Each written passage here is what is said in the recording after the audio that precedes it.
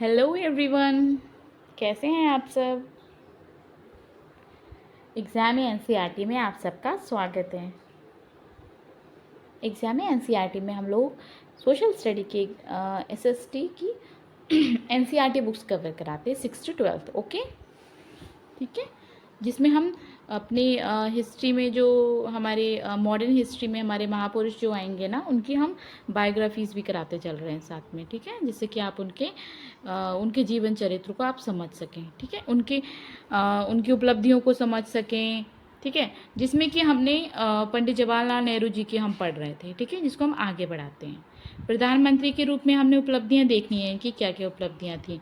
आज हम देखेंगे राज्य का पुनर्गठन से शुरू करते हैं, ठीक है। चलिए हम स्टार्ट करते हैं और आप लोग अपने कान में हेडफोन लगा लीजिए और आपको देखने की बिल्कुल भी ज़रूरत नहीं है, ठीक है। आपको वीडियोस देखने की कोई भी ज़रूरत नहीं है कि आप उसको देखो, ठीक है। जितना आप देखोगे ना, आप अब लाइन बाई लाइन देखोगे ना, उतना थोड़ा कन्फ्यूज़न होता जाएगा और माइंड में वो चीज़ जल्दी सेट नहीं होती है। आप उसको कान में हेडफोन लगा लो, आराम से देखो, ओके, ठीक है। क्योंकि ये एक मतलब एक जैसे एक पर्टिकुलर इंसान के बारे में बताया जा रहा है ना।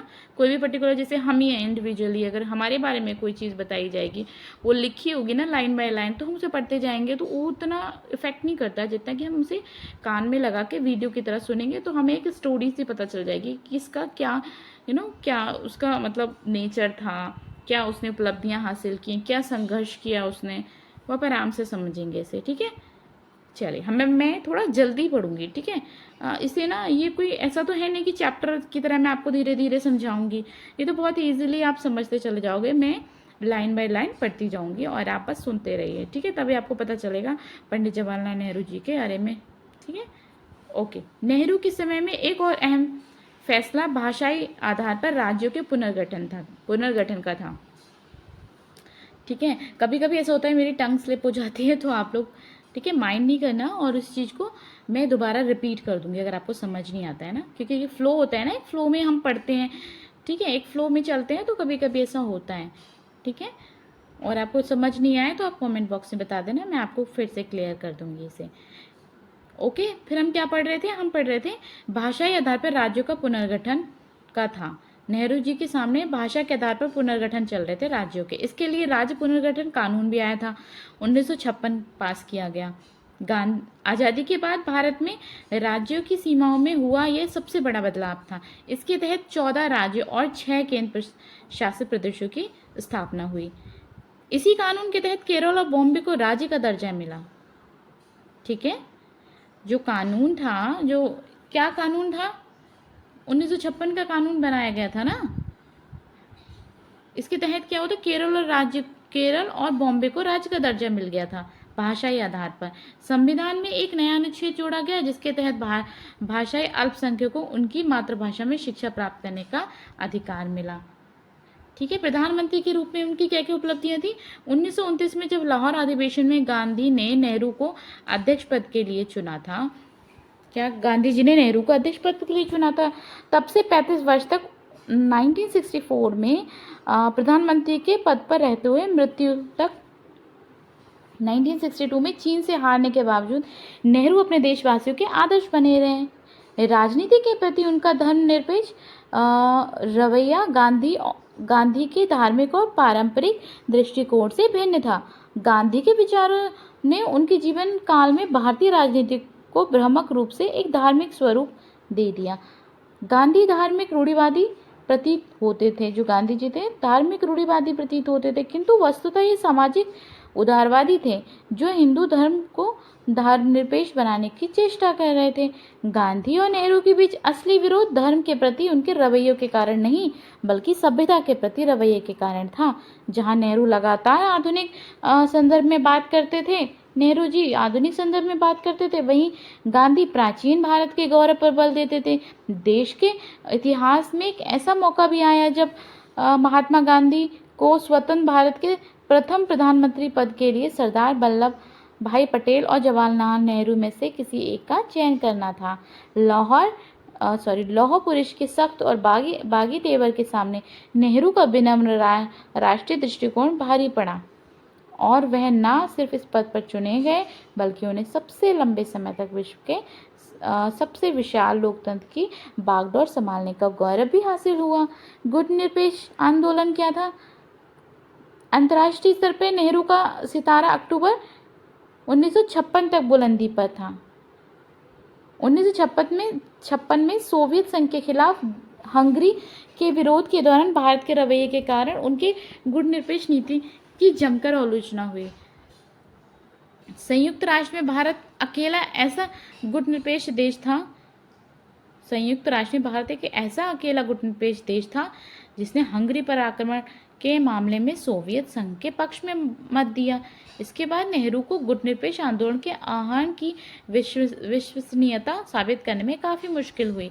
स्वतंत्रता के आरंभिक वर्षों में उपनिवेश का विरोध उनकी विदेश नीति का अमूल आधार था, लेकिन 1961 के गुटनिरपेक्ष देशों में बेलग्रेड सम्मेलन तक नेहरू ने प्रति उपनिवेशवाद की जगह गुटनिरपेक्षता को सर्वोच्च प्राथमिकता देना शुरू कर दिया। 1962 में लंबे समय से चले आ रहे सीमा विवाद के फलस्वरूप चीन ने ब्रह्मपुत्र नदी घाटी पर हमले की आलोचना दी। नेहरू ने अपनी गुटनिरपेक्ष नीति को ताक पर रखते हुए पश्चिमी देशों से सहायता की मांग की और चीन को पीछे हटना पड़ा। नेहरू जी ने कहा था, ठीक है, ये सब नेहरू जी ने बताया था। भारत चीन युद्ध और ये क्या है? भारत चीन और वैज्ञानिक प्रगति के प्रेरणा स्रोत। ठीक है, ये हम देखते हैं। ये यहाँ पे बस हमारी जीवनी फिनिश होने वाली, थोड़ी सी बची हुई है। ठीक है, 2 पैराग्राफ बचे हुए हैं छोटे छोटे। भारत चीन युद्ध में क्या था? चीनी हिंदी भाई भाई का नारा उस समय बेईमानी साबित हो गया जब सीमा विवाद को लेकर 10 अक्टूबर 1962 को चीनी सेना ने लद्दाख और नेफा में भारतीय चौकियों पर कब्जा कर लिया। ठीक है, नेहरू ने इसे जानबूझकर की गई कार्रवाई बताया। नवंबर में एक बार फिर चीन की ओर से हमले शुरू हुए। हालांकि चीन ने एक तरफा युद्ध विराम की घोषणा कर दी, तब तक 1300 से ज़्यादा भारतीय सैनिक मारे जा चुके थे। पंडित नेहरू के कैरियर का सबसे बुरा दौर साबित हुआ। उनकी सरकार के खिलाफ संसद ने पहली बार अविश्वास प्रस्ताव पेश किया गया था। ठीक है, उनकी सरकार के खिलाफ संसद में पहली बार उनका अविश्वास प्रस्ताव पेश किया गया था। वैज्ञानिक प्रगति के प्रेरणा स्रोत। गांधी जी के विचारों के प्रतिकूल। गांधी जी, आपको पता है ना, गांधी जी थोड़े से रूढ़िवादी टाइप के थे, यानी कि पुरानी थोड़ी सोच के थे। लेकिन जो हमारे जवाहरलाल नेहरू जी थे, ये थोड़ी वैज्ञानिक सोच के टाइप के थे, यानी कि आधुनिक सोच के थे। तो इन्होंने वैज्ञानिक प्रगति पर भी इन्होंने जोर दिया था। गांधी जी के विचारों के प्रतिकूल जवाहरलाल नेहरू ने देश में औद्योगिकरण को महत्व देते हुए बाहरी उद्योगों की स्थापना को प्रोत्साहन दिया। विज्ञान के विकास के लिए 1947 में नेहरू ने भारतीय विज्ञान कांग्रेस की स्थापना की। उन्होंने कई बार भारतीय विज्ञान कांग्रेस के अध्यक्ष पद से भाषण दिया। भारत के विभिन्न भागों में स्थापित वैज्ञानिक और औद्योगिक अनुसंधान परिषद के अनेक केंद्र इस क्षेत्र में उनकी दूरदर्शिता के स्पष्ट का प्रतीक है। खेलों में नेहरू की व्यक्तिगत रुचि थी। उन्होंने खेलों को मनुष्य में शारीरिक और मानसिक विकास के लिए आवश्यक बताया। एक देश का दूसरे देश में मधुर संबंध कायम करने के लिए 1951 में उन्होंने दिल्ली में प्रथम एशियाई खेलों का आयोजन करवाया। समाजवादी विचारधारा से प्रभावित नेहरू ने भारत में लोकतांत्रिक समाजवाद की स्थापना का लक्ष्य रखा। उन्होंने आर्थिक योजना की आवश्यकता पर बल दिया। ठीक है, उन्होंने आर्थिक योजना की आवश्यकता पर बल दिया। 1938 में कांग्रेस द्वारा नियोजित राष्ट्रीय योजना समिति के अध्यक्ष थे। स्वतंत्रता के पश्चात वे राष्ट्रीय योजना आयोग के प्रधान बने। नेहरू जी ने सांप्रदायिकता का विरोध करते हुए धर्मनिरपेक्षता पर बल दिया। उनके व्यक्तिगत जो नेहरू जी थे ना, सांप्रदायिकता का विरोध करते हुए धर्मनिरपेक्षता पर बल दिया। नहीं, सांप्रदायिकता यानी कि सांप्रदायिकता आप समझते हो ना, धर्मनिरपेक्ष। सांप्रदायिकता यानी कि लोग अपने अपने धर्मों के लिए लड़ना और अपने धर्मों को प्राथमिकता देने की जगह धर्मनिरपेक्षता पर बल दिया।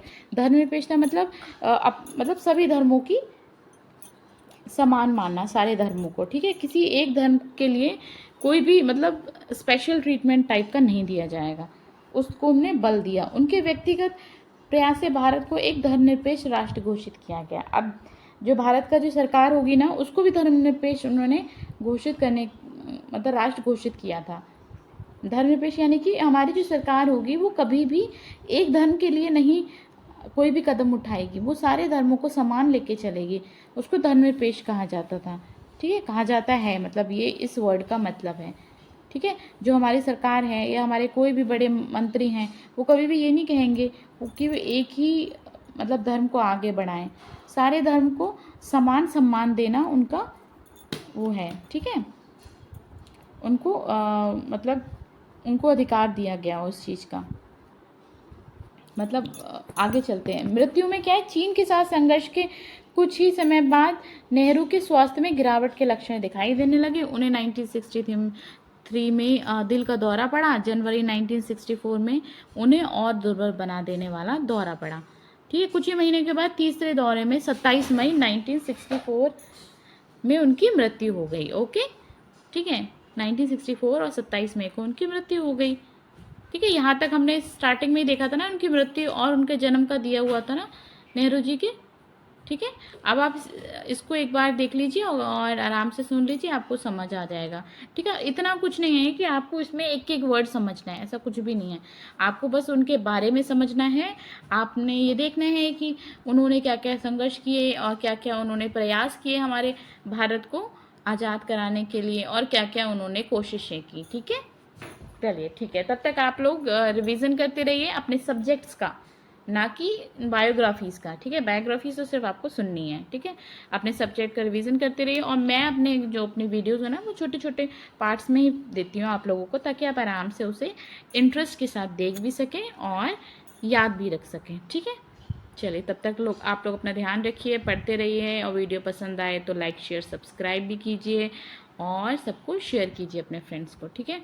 चलिए तब तक अपना ध्यान रखिए, बाय बाय, थैंक यू।